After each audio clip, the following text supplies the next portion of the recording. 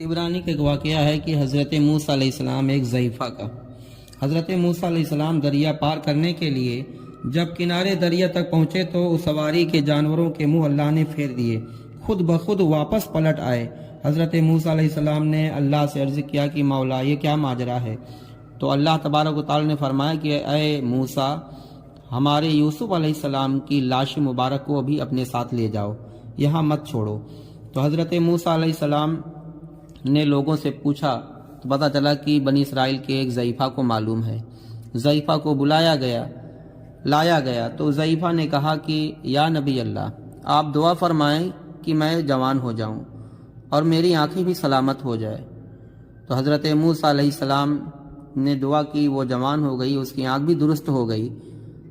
तो कहा बता दो। कहा है मूसा अलैहिस्सलाम, मैं एक शर्त पर बताऊंगी कि जन्नत में मैं आपके साथ रहूं।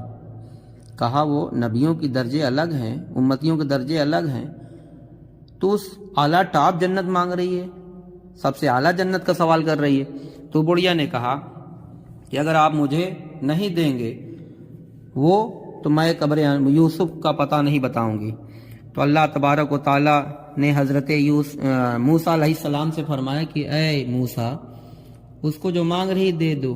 तो हज़रत मूसा अलैहिस्सलाम ने कहा ठीक है, चलो तुम हमारे जन्नत में मेरे साथ में रहना।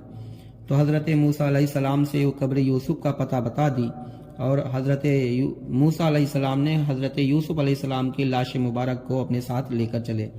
तो मूसा अलैहिस्सलाम ने उस बुढ़िया को न सिर्फ जन्नत ही बल्कि जन्नत में अपना साथी भी बना लिया।